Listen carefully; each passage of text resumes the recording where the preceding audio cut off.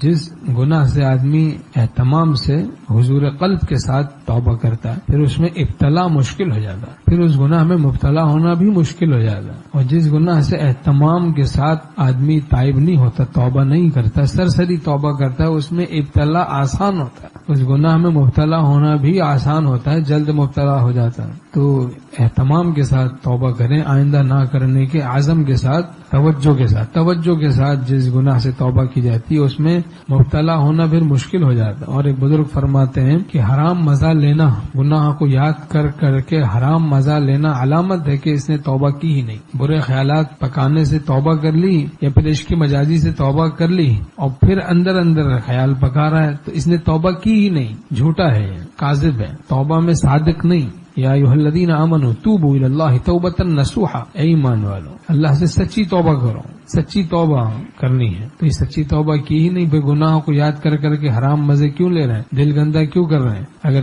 توبہ کی ہوتی تو پھر دل گندا نہیں کرتے، دل کی حفاظت کرتے۔ دل کی حفاظت کا اہتمام تو اولیاء اللہ کو ہوتا ہے، اور دل کی حفاظت علامت ہے اللہ کے ساتھ تعلق کی علامت ہے، اس پر استقامت و حفاظت قلب پر تو علامت ہے کہ یہ تعلق مع اللہ کی۔ ورنہ چونکہ دل کو تو خدا ہی دیکھ رہا ہے، مخلوق تو دیکھ نہیں رہی، تو یہ حفاظت کیوں کر رہا ہے؟ خوف خدا رکھتا ہے جبھی تو حفاظت کر رہا ہے، تعلق مع اللہ رکھتا ہے جبھی تو حفاظت کر رہا ہے، اللہ کی محبت رکھتا ہے جبھی تو حفاظت کر رہا ہے دل کی، ورنہ کیوں کرتا؟ مخلوق تو دیکھ نہیں رہی، تو دل کی حفاظت کرنی ہے، تو نقصان نہیں پہنچنے دینا ہے، نہ کوئی غیر آ جائے، نہ کوئی راہ پا جائے۔ حریم دل کا احمد اپنے ہر دم پاس مارے۔ دل میں حرام مزے لینا یہ بہت بڑا گناہ ہے، کبھی بھی تعلق مع اللہ نہیں ملتا۔ نکالو یاد حسینوں کی دل سے اے مجذوب، خدا کا گھر پے عشق بتا نہیں ہوتا۔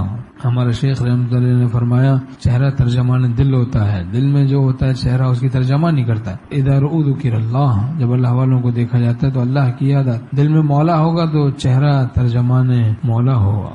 دل میں گندی چیزیں بھری ہوئی ہیں، ننگی فلمیں بھری ہوئی ہیں اور جناب غیروں کی یادیں بھری ہوئی ہیں دل میں، تو چہرہ ترجمان دل ہوگا، وہی باتیں چہرے پر ظہور ہوگا۔